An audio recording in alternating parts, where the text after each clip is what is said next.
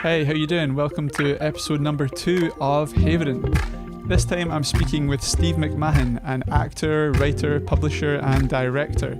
As well as speaking about Steve's most recent book, Caffe Cino, we also talk about the relationship between drama and mental health, and we speak a great deal about Steve's experiences of living and studying at drama school in New York. It's a really great conversation and I hope you enjoy. Cheers. How you doing, man? Doing alright, thanks for having me. Yeah, what's been happening? Just sort of decompressing after another Edinburgh festival. Just about over my fringe flu, which I hoped would happen afterwards, but got it just before the end and struggled through a few days of watching shows, trying not to cough my lungs up. But yeah, just sort of enjoying the peace and quiet post festival and. Yeah, I'm always amazed by the amount of shows that you seem to get through. Like my Instagram feeds often a playbill or like I don't know, some kind of show that you've seen. How many did you see this Fringe? So in the Fringe I saw 47, and then I saw 12 in the International Festival, and I went to 3 Hibs games as well at Easter Road. Okay. So that's all part of the festival experience. Yeah. Any Hibs wins in there? Yeah, it was at the opening game of the season where we beat was it Motherwell? Seems a long time ago. Yeah. And then European game where we drew with Molde, and then we beat Ross County in the Cup the other day. So a decent selection of games there, which is good, and always just great being back in the atmosphere and all that. So nice, yeah, it's a great time. What about some music? You've seen quite a few music shows as well, didn't you? Yeah, I mean, like one of the highlights of the festival for me this year was just getting to go to Leith Theatre. I think it's been shut for most of my lifetime, and to sort of be able to see that inside is this absolutely stunning venue with an amazing sound, and it's sort of shabby but kind of grand and all that. But yeah, saw quite a few gigs there that were just kind of feel like special sort of festival events. You know, it felt like a sort of an occasion. Seen Mogwai and Green Polwart and King Creosote, and also went to Noiriki where they had spoken word poets and musicians, and then went to another one there as well. Lauland, where they sort of curated a sort of mini festival over different spaces in the building with folk singers and sort of dance music and all sorts of crazy stuff. So yeah, just like those kind of nights are sort of things that I feel can only really happen within the sort of confines of a festival or some sort of gathering or happening. So it was just sort of exciting to be, you know, part of the crowd. Yeah. And was it just the Fringe that you came back for? Pretty much, yeah. I mean, I'd not been home in about a year and a half because I was waiting on my green card in the States, and you know, I couldn't work, and if I'd come home I wouldn't get back into the country, and I'm married with a dog there, so you know, I've got You're married with a dog? I didn't marry a dog, but yeah, so it's just sort of, you know, that thing of wanting to be home, missing out on loads of sort of, you know, weddings and funerals and occasions and things like that. And you know, so when I got the green card, my sort of first thing was like, I need to get home and see everybody, and it was perfect timing that the Edinburgh Festival was coming up, because then I, you know, called my old boss and asked for a wee job, you know, as ushering at the Traverse Theatre to kind of get me through, and pals that I can always stay with here for free, which is amazing, especially in the Edinburgh Festival when they could be making a ton off that room, and instead they got me in there for free. But yeah, it was just great timing just to be back and just see everybody. It seems that all my pals I'd ever met, whether they're from New York or Edinburgh or London or whatever, were all in town this month. So it was just brilliant. Everywhere I went, it's like, oh, there's so and so, and you know, yeah. So I mean, exhausting, but just brilliant to sort of just be part of it all again, and see everybody from yeah, my entire life, it seems. And you've been living, so you're from Edinburgh, obviously. Yep. That's how we know each other, but you've been living in New York for the past 5 years. Yeah, I mean, like next month it'll be 5 years since I moved to New York. So I was in New York for about 4 years, and then I've been in Florida for the last 9 months. Yeah. Wow. So why did you move to New York originally? I mean, it's, you know, I wanted to go to drama school, and I've been applying to schools in the UK and getting, you know, through all 3 rounds or all 4 rounds of certain schools, or getting to round 2 or not getting through any rounds. I mean, it's just such a random process. But, you know, there's some schools I got on the short lists so many times over and over, and in sort of in Scotland and in London. I hadn't even really thought of anywhere else, you know, but obviously there's amazing schools in all sorts of countries that I could have maybe gone to, sort of, you know, in the English speaking world. But Yeah, I saw like an ad somewhere in like a program for a show for this school called the American Academy of Dramatic Arts, which is where I ended up going to in New York, and they said we have auditions in Edinburgh, Dublin, London, that sort of thing. And I thought, well, if they're coming to Edinburgh, there's no harm. I'll just pay the audition fee. I won't even have to travel, and see what happens. And I just got in straight away. So that's like, I thought, oh God, well, I guess this is going to happen then. And what school was that? So it's the American Academy of Dramatic Arts. So Cool. I think it's the oldest English language drama school in the world or something like that. It's like over 125 years old now. And yeah, they have a school in New York and one in LA, and very international because they do go out and sort of travel to audition people across Europe and stuff, as well as the States. Get quite a lot of folk from Australia and things as well coming to the school. So yeah, it's a good mix of all that. And it's just, you know, when I realised I could actually move to New York here, I was like, well, I've just got to do whatever I can to make this happen, because, you know, it's New York and it has always been a sort of, you know, city that, you know, it's a seductive sort of... It's got a huge appeal when you think of theatre and Broadway and stuff, yeah. Exactly. And although my idea of New York was just, you know, through films, and I mean, New York to me was pretty much just Spider-Man 2. So, you know, it was quite an unrealistic expectation of what it would actually be. But yeah, so the thing at that point was like, okay, how do we make this happen? Because obviously American education is so expensive, and, you know, even just to get the visa, I had to prove I had at least 50 grand for sort of, you know, my fees for the school and living expenses and all that.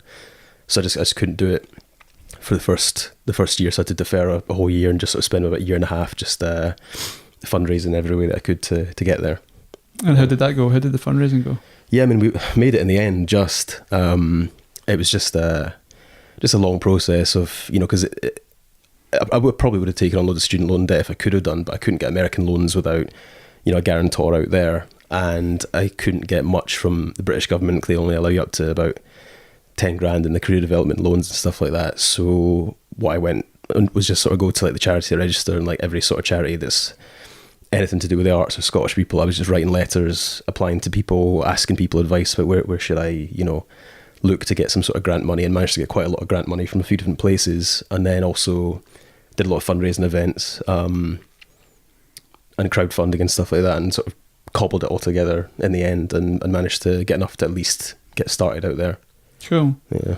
And it didn't live up to Spider-Man 2, but did it meet your expectations in other ways? Like how was it? Yeah, I mean, I think you know, it's such a huge place, and it really is the sort of city that never sleeps. There's always like something happening, and it's loud and in your face, and, you know, people aren't afraid to speak their minds and stuff like that. So it was very different from being, you know, in the UK with all our repression and all that. So maybe not so much in Scotland. Oh yeah, I mean, yeah, that was something I missed about being away, was just people telling you exactly what they thought when they thought it. I know. But yeah, maybe more UK wide. Yeah.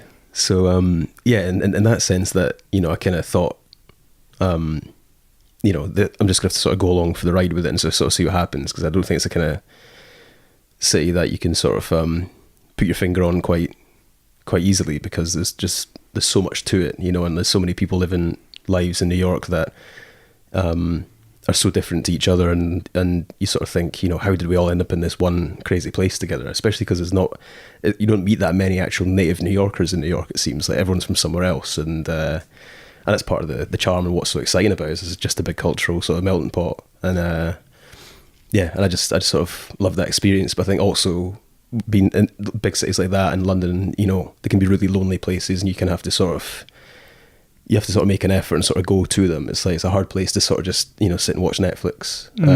You know, it's like you could do that anywhere. So I think in New York, it's like you have to sort of be like, okay, what can I give New York? What can I get from New York? And sort of just put yourself out there a wee bit and experience it, you know. Yeah, I'm sure people will be sick to the death of talking about it, but since you have lived in New York during such a tumultuous time, have you noticed any like change from when you arrived to when to now? Like, because obviously the election of Trump's such a massive kind of thing. Was that palpable when you were in New York? Yeah, I mean, like, New York is a really liberal place, so there's never any sort of you know, it's not to say the debate's one-sided, but you're not really seeing the America that elected Trump, you know, the sort of the people who feel displaced and all that. You know, I mean, it's like, I'm sure there are, you know, Trump voters in New York. It's a big enough place. There's going to be people of every sort of persuasion and all that, but overwhelmingly it is, you know, there are a lot of immigrants there, and it's a very liberal place. One thing I did see change was that it's become a lot more active. You know, you can see a lot more protests, a lot more marches and things happening in New York, and it feels sort of a lot more energized in that way, because I guess it just didn't need to be when Obama was president, you know, and now, you know, New York is saying, you know, we're not just gonna sit here and take it. And I think there's also that thing, because Trump is a New Yorker and because he represents the sort of New York elite that doesn't really go with most of the image of the city of being kind of down to earth. You know, I think a lot of people are like, we're not going to just allow this guy to sort of make us look bad because we are the real New York. You know, I think it's about, you know, the sort of working people and the diversity that makes up the city, that makes it kind of what it is, rather than sort of, you know, some rich guy in a gold tower, you know. So yeah, it's definitely, so you've seen that kind of that big shift there in terms of people getting more active and energized and allowing their voices to be heard and stuff like that. Yeah. So how were your experiences in the college, in the acting college? How many years was it? So it's like 2 years is the sort of course. It's a conservatory training program rather than a sort of like MFA program, which would be 4 years, whatever. 2 years, and then there's a third year company that you audition for if you want to be part of that, where essentially it's kind of like third year drama schools in the UK, where you're doing shows and showcases to the industry and stuff like that. So I auditioned for that and got in after the second year. And yeah, I mean, I had a good time, you know. So if you just, I think again, it's about what you put into it. You know, I think some people maybe didn't get the experience they wanted because they weren't prepared to put the work in, or sort of didn't know how to apply themselves or whatever. So yeah, it's just, you know, I've spent all this money to get here that I can't really afford.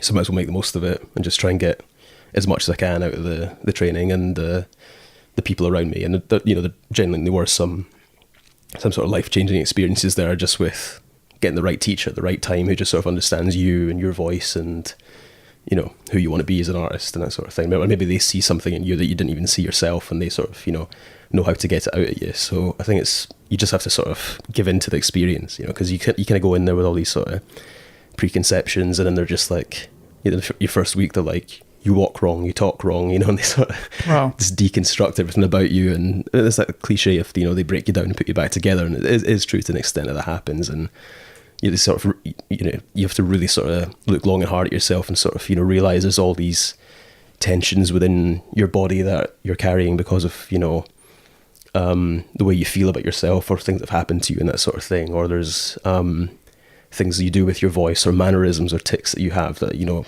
maybe are so ingrained in you that you just can't sort of see them. But then when someone else points them out to you, you're like, oh God, I do that. Sort of like, and then you start to think, well, I walk like a crazy person. It's like, I don't know how to walk anymore, you know. I'm just sort of like, I'm sort of some robot, or like, I think that would drive me crazy, yeah, if I was just like analysing every single thing about it's hard, because then you know, like, you pick up on what you're doing. You're just trying so hard not to do those things anymore, and then you're like, I don't know how to walk and talk at the same time, you know. I'm just sort of like this, like Bambi, basically, just sort of like, you're just falling around all over the place thinking like, what am I doing? Like, yeah.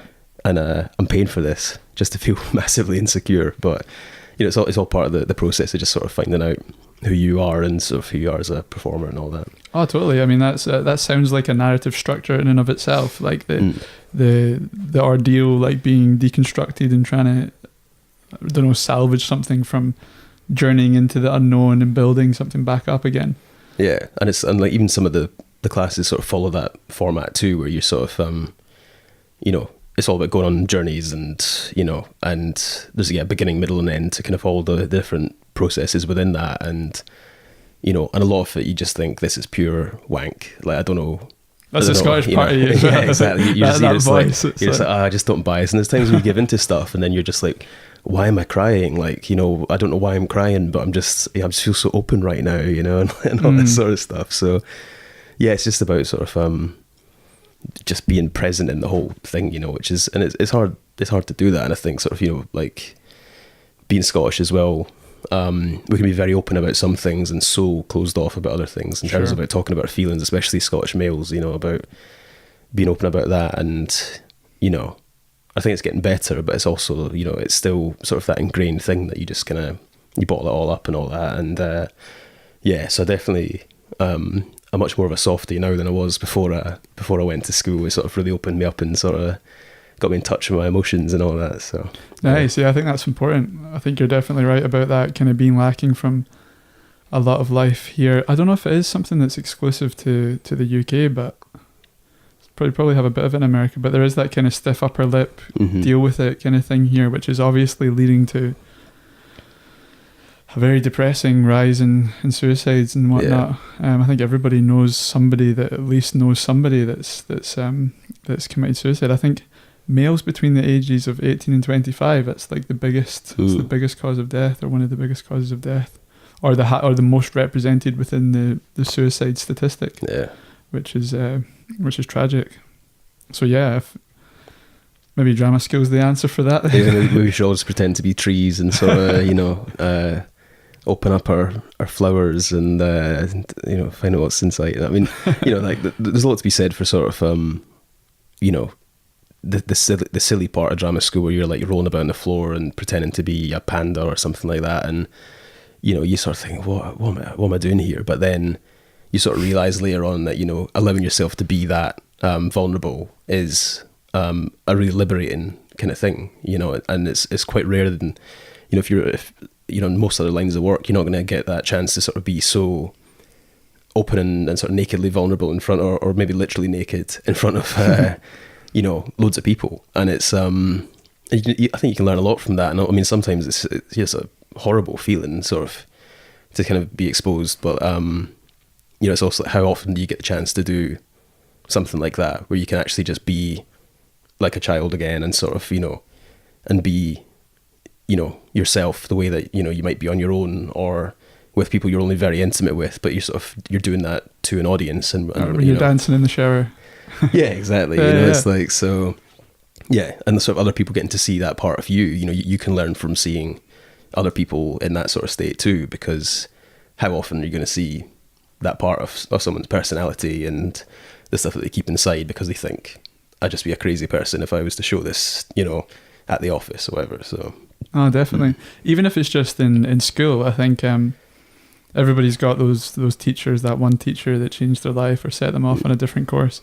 But I think even if, like, going off the drama school is a big ask for everybody, but even just the importance of having drama at school for the reasons that you've just set out, I think is crucially important, because I had a really good drama teacher that, shout out to Matt Mason, Mr. Mason, if he's watching this, who did just that, you know, kind of talk to you like you were an adult, but at the same time allowed you to kind of be vulnerable and to express emotion and to experiment with different things in the drama room. That's one of the things that's, as well as in drama and, you know, even maybe in English, and I found that English and media studies were sort of, you know, subjects where we had teachers who kind of treat us like, you know, adults, and we could you know, express our opinions and not be afraid to get things wrong and all that. So I think that's really important. But also, you know, we met doing youth theatre at the Lyceum, and, you know, so many people who went through that aren't actors now, but it's like, that's not really the point of, it's not the point of just sort of, you know, breeding a generation of actors. It's sort of, you know, there's so many people who have gone on to other sort of jobs now with maybe some self-confidence or, you know, the ability to sort of, you know, make their voice heard because they have communication skills they've picked up, or sort of, you know, or a certain looseness, you know, in the way that they can interact with people, because, you know, you do play silly games and things like that. So I think, you know, some of the stuff that you're learning there is so valuable just in becoming an adult, you know, and sort of finding out who you are as a teenager, which is such a tumultuous, kind of scary time of your life. So to have that sort of place where you can actually go and explore some of those feelings and sort of, you know, with people who are also going through the same shit, then it's, you know, that's great, you know. And I think it's, you know, I think everyone should have some sort of experience of that, because, you know, otherwise, you know, you might feel as if no one's listening to you, or you're the only one with those kind of feelings. Exactly, yeah. It's like everyone's feeling that way, but like there's certain places like in that environment where you're allowed to sort of let that out, and, you know. Definitely, yeah. I mean, big shout out to Lyceum Youth Theatre as well, because I think so many of my friends I can trace back to that, and especially, like, we're in my house in Midlothian just now doing this, and yeah, especially living on the outskirts of Edinburgh, it was such an because I'm not doing anything with acting at the minute, but it was just a kind of gateway into like meeting lots of different people from lots of different walks of life, and the amount of different people that I met through the Lyceum Youth Theatre was amazing. Many of whom I'm still friends with to this day, yourself included. Yeah, and I think as well for me, finding that was like, oh, this is what I was looking for, you know, because I had no interest in theatre or acting. None of my family have, you know, been in the arts or anything. So it was sort of when I was about 15, going on 16, someone had dropped out a school play, and then I got asked if I would go in because I was doing drama and sort of enjoying it. And then sort of went and did the school play and was like, oh, I really like this. And, you know, I get to make people laugh, and then people sort of think, oh, he's actually quite funny, or he's, you know, quite whatever. So, plus there's, you know, loads of girls in the drama department as well. So that's obviously one of the initial attractions. Instead of being all the sweaty boys in PE, but I also did PE and did enjoy that too. But I was nowhere near as good at that as I hope I was at drama. But yeah, just sort of, you know, enjoying that and sort of being in the school play and sort of thinking like, how there must be more of this, like, you know, like you see actors in the telly, and I was really into film at that point, and sort of, you know, I kind of thought I might want to be a film critic for some reason, but I was sort of like, how do you get there? I didn't really know how it all worked, and, you know, or what, you know, I probably didn't even know what drama school was at that point. And then through people at school, heard about Lyceum Youth Theatre, and I thought, oh, that's something I want to do, you know. And so by the time I was sort of actually starting it, was about 17, kind of one of the older guys, but I'd only been into sort of theatre for about a year or so.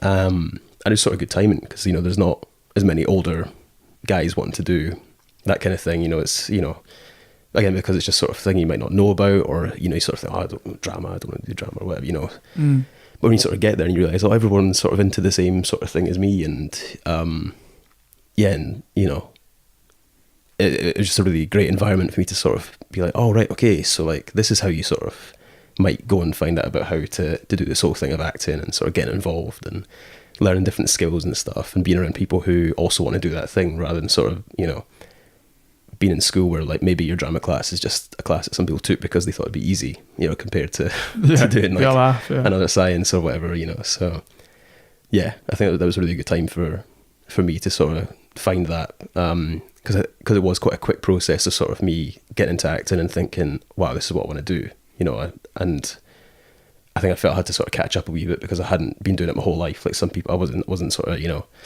one of those kids who was sort of, you know, always performing and stuff. There'd been like wee things at primary school where sort of get up and read a poem, or we'd do a silly dance, and I always kind of enjoyed the attention and stuff like that. But I never really thought this is where it's going to lead me to. And when I did realise that, I was like, oh, I need to get on this, you know, because like there's a whole world out there that I just don't know about. So yeah, that was a really interesting time to sort of be discovering that, because I was just, you know, so excited by it all, just sort of like, you know, realising I could go to the theatre and see plays, or that I could read plays, and I was like, so much I just don't know. So it's really, you know, I try and get back to that feeling now of sort of just being so excited by it, being like, this is something I really like, and, you know, so much to learn about, so let's just sort of dive in, you know. You have to sort of keep remembering that that's why you did it in the first place, you know. Yeah, definitely. So covered acting quite a bit there, but you also have you always written quite a bit as well? Because yeah, I mean, like I always like thought I kind of wanted to do a bit of everything. Like I'd love to direct at some point, and I've done a lot of writing as well as acting, and, you know, but I thought acting was the one I wanted to train in and have the sort of that rigorous kind of training in doing that. I mean, I would love to study, you know, further and do writing or directing, but it's just, you know, it's just not a thing I can afford to do. So just sort of had to kind of teach myself and just learn from, you know, people around me, and sort of, you know, read tons and just sort of think about, how does this work? Like, what, you know, how do you put that and that together to make a play or whatever? So yeah, I always kind of wrote on and off, and then more in the past few years I've kind of got really into it, and you know, now I'd like to kind of be doing that as much as I would any other part of theatre or film. So yeah, it's just I like the I mean, I certainly like the feeling more of having written than actually writing. I'm sure everyone kind of feels that way, you know. It's satisfying when it's over. When you're starting out, you're like, oh God, what am I doing?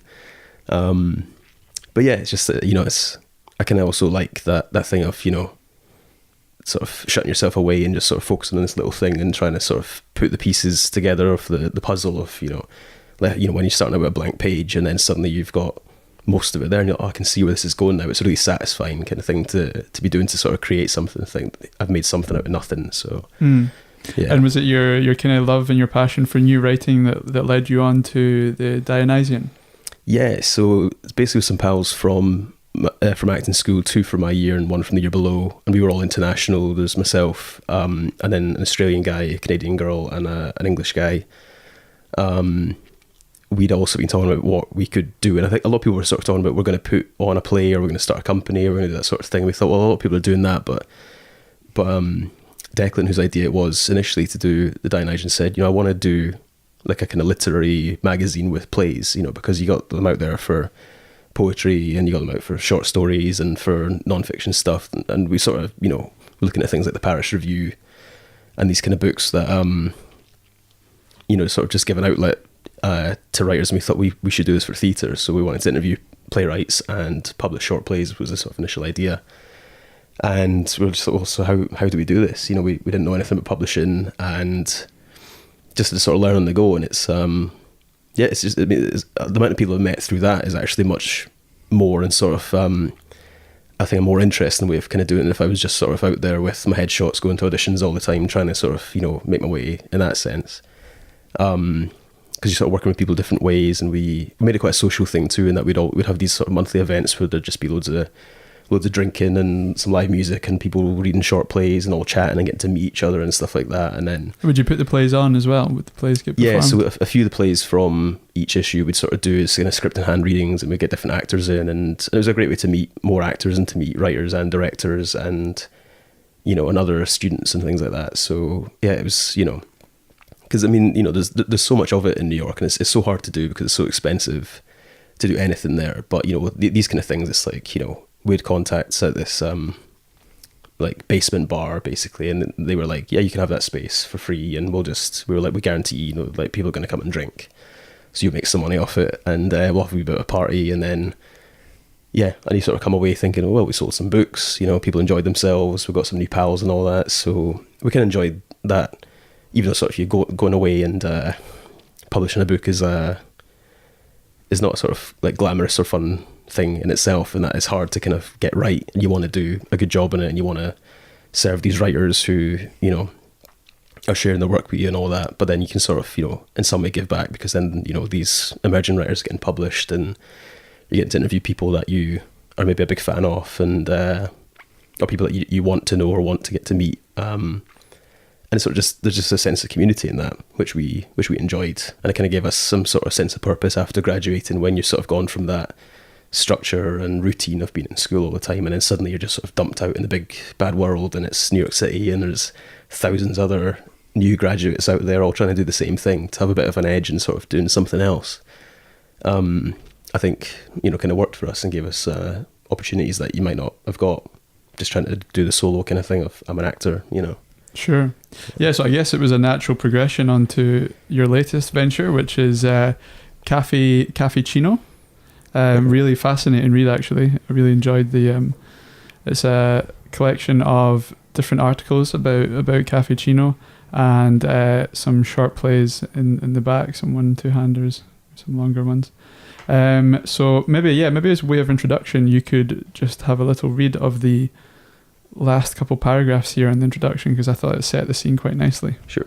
So yeah, this intro is written by Daniel Talbot, who curated the whole book. He was the sort of guest editor, and together we put all this together. He brought the project to me, and this is part of what he said about the Caffe Cino. So he said, supposedly Joe Cino never read the plays that were put up at the Cino. He trusted the artists that came to him and shared their work. He only wanted to know their zodiac sign and whether or not they came recommended by one of the countless artists and Cino community members he believed in and trusted. He wasn't interested in being a gatekeeper or lavishing his taste in that minuscule yet epic, twinkling, glitter-fed room. And thanks to the gift of his trust, look at the sheer number of great and drastically unique and individual artists that pissed and drank coffee there. All of that without reading a single play. All of that without him letting us know what a great play looks like, sounds like, is. Joe Cino would stand on stage at the beginning of a performance, ring his bell and shout out, "It's magic time." I hope we captured that in some of these pages. Brilliant. No, I think you did. I think you did capture the magic of Caffe Cino. It's not something I knew anything about. So maybe you could tell us a little bit about what Caffe Cino was. Yeah, so I mean, it's this kind of sort of remarkable story in that it was only around for a handful of, like a few years in the 60s in New York, downtown in the Village, and it was a coffee shop where they ended up putting on all sorts of plays and happenings and sort of strange things while people would sort of sit and drink coffee. And Joe Cino was the owner who had I think he sort of tried to be a belly dancer or was a ballet dancer or something like that, despite being a sort of kind of stocky, hairy Italian guy with a kind of tempestuous love life and all that. And so I mean, just sort of just a really fascinating time in New York at that point in the 60s when there's a lot of rebellion and excitement happening, and lots of people moving to the city because they wanted to be artists, and this was sort of a place where people could kind of follow that passion. And there's like a lot of really eccentric characters there, but also kind of launched quite a few people. And that, like, Al Pacino was doing some of his early work there in theatre, and Harvey Keitel, the people like Edward Albee and Sam Shepard and John Guare, all these kind of like the big sort of writers in sort of 20th century American drama of the second half of the 20th century. They're all kind of sort of hanging out there and drinking coffee and seeing shows and getting to know people and sleeping with people and taking drugs with people and all that. And it's a sort of really wild time, and it only lasted a few years, but its legacy is huge in that, there's, those writers. And then Lanford Wilson, a great American playwright, again, his early plays were all there, and he was very much part of it. And we're lucky enough to have some people involved who were there, Robert Patrick and Maggie Dominic and people in there who were there at the time, giving some sort of, interviews with us or memories of what the place was like. And there's a couple of other essays and interviews of people who know a lot about the history of the Cino and its legacy. But, a lot of the plays are kind of lost that were there. The sort of, the record keeping wasn't, there's no sort of databases of sort of exactly what was happening all the time. There are some great people who have archived, as much as they could of sort of posters and the plays that were happening at the time. And some of those plays have now gone on to be sort of done elsewhere and be published and all that. Excuse me. But I mean, it's just, its legacy is so important because it sort of allowed a lot to happen, and it was just part of that kind of thriving scene at the time in New York with places like La Mama and these other exciting sort of downtown theatres where, different stuff was happening and young people were getting a chance because it was, and it's essentially the birthplace of off Broadway. And, the sort of distinction there is that, I mean, really it's by the size of the theatre space. So Broadway's, I think it's something like 500 seats and over, and then off Broadway's, it's at 100, 150 to 499, and then off Broadway is anything beneath that. Okay, because that was something I wasn't sure about. I was thinking, some people think sort of like a geographical thing. I was thinking geographically. I was thinking, okay, so if Broadway's there, off Broadway must be there, and then off is like around some alleyway, but it's just to do with the size of the venues. I mean, that's a technical thing, and also some people talk about how it has to be the type of contract as well that's going through the unions, because the off-Broadway theatres, you have to mostly be union contracts and things like that. So there's a lot of like technical things in there, but the sort of the sense of it is sort of off Broadway is where you can be much more experimental, and it's a lot more kind of just throwing stuff together or trying new things out, and that's kind of a breeding ground for sort of new talent because it is so expensive in New York, and it always has been to do theatre. So a place like Caffe Cino, we're just like, let's just put it up on the stage and see what happens. So a big reason that Daniel Talbot came to me with the idea for this book is that he'd been doing the same sort of thing in sort of downtown bars with his company Rising Phoenix Rep. And I got to know Daniel because I interviewed him for the first issue of the Dionysian, and I made a play from him in the second one, and he's just been a great supporter. He liked what we were doing, and because he does that sort of thing, he's published plays, he's produced, he's written, directed and acted, and he's just sort of one of these kind of one of these guys who just is excited by new stuff and tries to his best to make things happen for people, even though money's tight and all that, and he just has this sort of endless energy. So he kind of came to me saying, let's do this. And so really we've got a mix of sort of stuff about the history of the Cino. We've got sort of stuff about when Daniel did his Cino nights. We sort of revived that idea with new plays in New York. He did this sort of about 10 years ago now, and then he's also been doing more of it recently with university students across the States, reviving the old plays from the original Cino and doing them again with, you know, people in the final year at sort of acting school, and working with technicians and designers and people who are all sort of getting to come in on that sort of experience. So yeah, we're kind of publishing a lot of their memories and essays about that time, but also just new plays by American writers who are embodying that kind of spirit of the Caffe Cino. So it's a kind of, you know, I mean, in some ways it's sort of an homage to that, and also kind of remembrance of it. We didn't want it to be a sort of dry history book, basically. So there's going to be 3 books, and this is the first one that's just come out now, and 2 more to come in the next sort of year. We're just a real mix of kind of all of that. So there's going to, you know, a chance for people to kind of get to know about that place, but also to be reading new work that's exciting, that sort of gives you a sense of what has been allowed to happen by places like the Caffe Cino that said, let's make new stuff happen. And how many people do actually know about it? Is it like, because it's obviously niche for me and for people here, but amongst the community, is it kind of like this folklore thing that people know about, kind of in the background? To an extent, there's a lot of people who don't know much about it, because it did only last for a few years. And then obviously quite a lot of the people who were involved at the time are now dead or, you know, very old, but there's still people who are kind of keeping that the spirit alive of it. And yeah, I think it's you know, we want to try and help people remember it or learn about it themselves, because I just was fascinated by the story. There's a couple of books out there about it, but there's some good archive stuff online as well, but you know, you can have to sort of look for it a little bit, because it was just such a sort of brief moment in time that the Cino happened, but like so many plays were produced in that time, a crazy amount of plays. Even they put on musicals, and they end up being sort of Broadway shows and things later on. So I mean, it's just the sort of the imagination and ambition in that room was kind of amazing. So we kind of just want to pass that on and remind people that's kind of what it's all about, and that's how it all starts, and that hopefully this is something that can happen in the future as well, and it's not just a thing of the past. You know, it's still possible to sort of, you know, separate art and commerce and actually just do it because you love it, you know.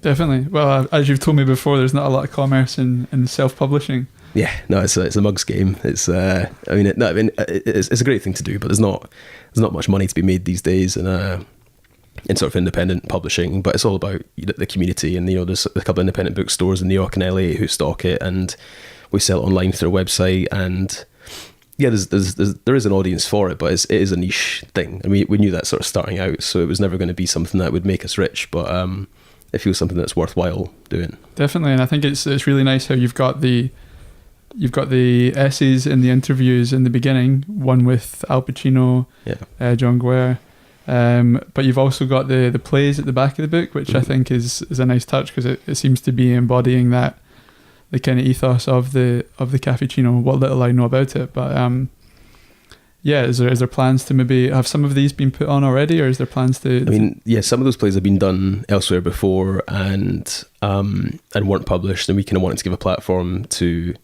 There's a play there that's about half of it's in Spanish. I think they had problems, even though it had been produced and been successful off Broadway.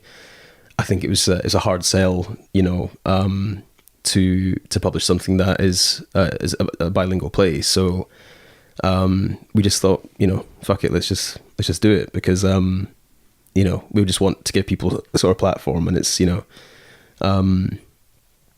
and you know, and it's good, you know. I mean, like that's one of the joys of the project is sort of, you know, all this work that I don't have access to because it's not been published elsewhere, or I didn't get to see the play when it was put on at the time, or some of these plays have never been done or were written for a specific thing and maybe only seen for one night, you know. Part of the joy of it is that I get to read these great plays and then think, I want to share this with people, because there's some really great stuff in here, and it's a real mix of emerging writers and established writers. And we have this year's Pulitzer Prize winner, you know, of a short play by her, and you know, just a lot of people who I just think are great. So the fact that I get to sort of in some way work with them, that they trust me with their work, you know, is it's just a great thing, you know. Definitely. Brilliant. Yeah, well, it seems like it was a bit of a wild place, the Caffe Cino. In the interview / essay with John Guare, he talks about, I mean, it's a cafe, but he talks about not wanting to have any of the coffee because he couldn't guarantee that they wouldn't be laced with something. So it was during the kind of acid experimentation time, wasn't it? Yeah, it was the mid-60s in New York. So, you know, I think it was just that time when, you know, a lot of crazy shit was going down, and I'm sure a lot of it happened in the Cino. So, and you know, and he talks about being so young and kind of green coming out of sort of, you know, university and going to the Cino, and I think this place is amazing, but also, you know, it's scary. You know, you're sort of with some pretty wild people, but ultimately they're all there for the same reason, you know, and I think that's just what's great about, you know, communities within the arts, is that, you know, there's people from all walks of life who've all just sort of gravitated towards the same place. And that's what's great about New York too, is, you know, people from all over the world who thought, you know, I don't belong anywhere, or I don't belong here or whatever, so I'm going to go to New York. And it's like, it just feels like this big sort of place for sort of misfits and people who don't quite know, you know, who they are or where they want to be, and it's a chance to reinvent yourself or to sort of find out who you are. And yeah, so that's kind of part of the excitement of the whole thing, is just you know, everyone's just sort of hustling and trying to make it work, really. Yeah. And do you think there's still a kind of an air or a kind of a vibe of Caffe Cino in off Broadway at the minute, or do you think it needs to rediscover some of the kind of magic that was going about that back then? I mean magic, I don't mean acid necessarily. I think maybe a bit of both, in that, you know, there's yeah, you know, it's there's still all the time there's work happening, people scraping to put stuff together, and, you know, I just think it's getting harder and harder, because it's just, you know, I mean, rent is going up and all that, and, you know, everyone's still working for tips in bars and restaurants and stuff just to get by, just so you can pay the rent to then pay for your headshots to get to your audition and try and make it work. So, I mean, everyone's just still sort of, you know, scrapping to sort of try and follow that dream. And yeah, I mean, I think there is still that sense there, but I think, you know, the feeling then maybe was that anything was possible, and I think now you sort of think like, I mean, I hope it's possible, you know. It's sort of, I think we're in a more sort of pessimistic time as well, and sort of, you know, so I think we need places like the Caffe Cino or things like that to sort of just get people excited again and optimistic and hopeful for the future, because it's too easy just to sort of get bogged down in, you know, what you're seeing on social media and what you're seeing in the news, and sort of, you know, the grind of sort of day to day kind of struggling to get by and feeling depressed by the world around you. Totally. Well, who knows? Maybe this could reinvigorate things and get something started back up again. Yeah, maybe. There's another good piece with Todd London where he asked the question, speaking about money, what would have happened if we had funded 100 Caffe Cinos instead of 100 masters programs, which I thought was quite an interesting idea. Yeah. Like, I mean, yeah. What do you think in relation to that question? I mean, yeah, I think like a lot of, and Daniel says this too quite often, that, you know, kind of a lot of the stumbling blocks of getting new work out there is sort of money, and you know, people feel that they need to go and do their bachelor's degree and then the master's degree, and then you sort of study for all these years before you can get started. But, you know, a lot of great artists just did it, you know, and there's so much money goes into marketing and into administration and the theatres over there and stuff like that, and not as much as there should be into the actual art. The reason that the buildings are there is to present theatre, not to, you know, not to make posters or whatever, you know. And I just think that in all there could just be more risk and sort of more experimentation and all of that, you know. Even sort of like the posters can be so bland. It's like just a sort of it's just like a photo of, you know, one of your actors, whatever. It's you know, I remember an exhibition a wee while ago in the Traverse of old Polish theatre posters, and they're all like, you didn't get the dates and times and prices on them. You might not even get the title of the play. You just get some sort of like absolutely bizarre image of like a man's like head like exploding or something, and it's like, what's this for? And it's like, oh, it's from Macbeth, and you're like, I would never have got that, but like I'm intrigued by what I'm seeing, you know. So I think like, yeah, I think we could all just, you know, do more to be kind of more to remember what we're here for, why we're trying to do this, you know. And it's not about sort of strategy and caution and sort of, you know, saving money and worrying and playing it safe, you know. It's just like, let's just get out there and do it, you know. And I think in a lot of ways money just doesn't help, you know, because then, you know, if you don't have money and you don't have resources, you have to be more inventive, and you have to sort of make some magic happen out of nothing, which is exactly what the Caffe Cino was doing. They didn't have money for big sets and things like that. It was just, they just made it happen.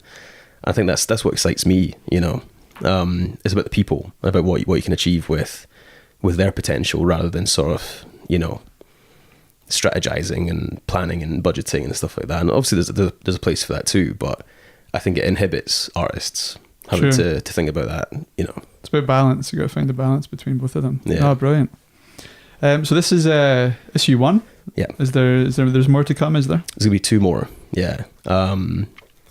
And I mean, already, it's starting to sell out, which is great. Sort of limited run because, I can only afford so much. But yeah, I mean, the response has been great to it, and the fact that it's been sold in New York and LA in bookstores, and we're selling it online and mailing it out to people all across America. I've sold a bunch of copies while being home as well to people. So yeah, it's just nice to know that, people do want to know about this, and people do care and feel like they're getting their money's worth, because we're hopefully giving them a decent package with a mix of, like we're saying, all the plays and the interviews and essays and things. And I think it's just a good resource as well for, for people within the theatre and students and stuff like that, because you can learn something, but also there's plays in there that might be good for, if you're doing monologues or auditions or showcase scenes and things like that. It's just a way of, like I was saying, plays that you might not have stumbled upon otherwise, is now in a book, and we're just like, get in touch with us, let us know what you think, and if we can help out, and if we put you in touch with people, and it's sort of like an open door there about trying to say, how,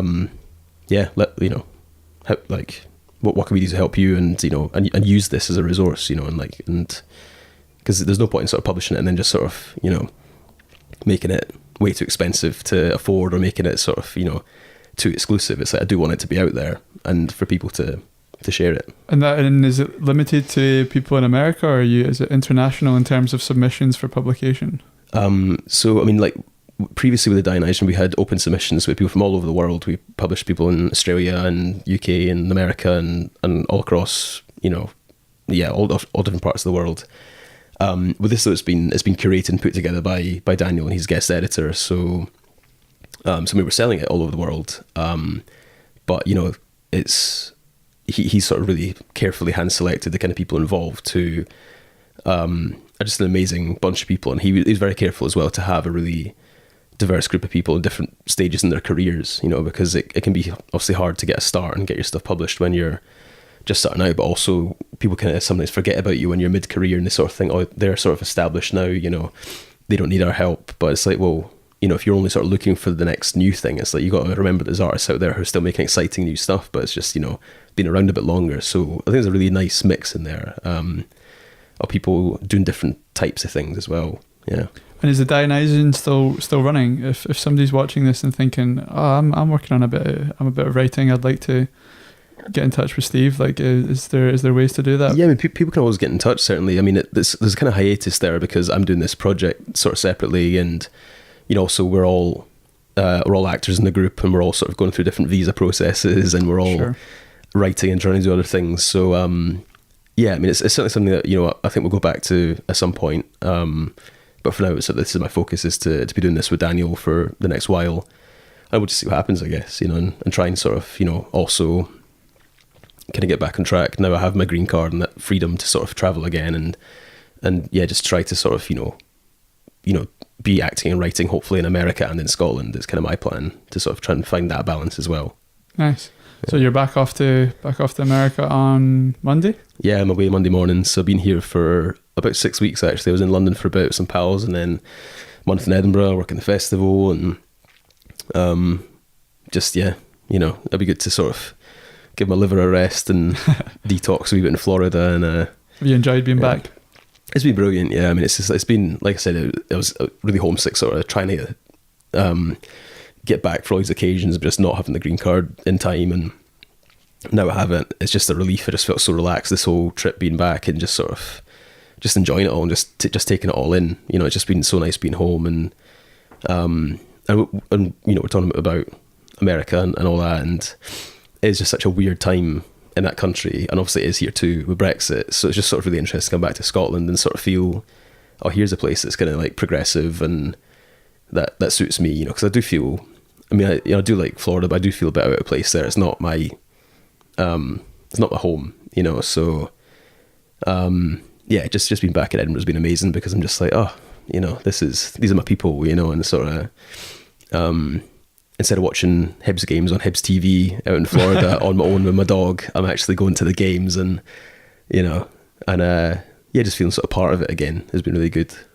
Nice one. Well, why don't you tell people where they can find information about Caffe Cino, where they can maybe stay in touch with you? I imagine you're on Twitter or any of these other kind of platforms. Yeah, so on Twitter I'm Steve McMahon 13. I'm pretty active on that, and then through there you can find the website, which is caffecinorpr.com, because that's Rising Phoenix Rep, Daniel's theatre company. So it's caffecinorpr.com, but that's all linked to from my Twitter, and you can buy the book through that. You can get in touch with me.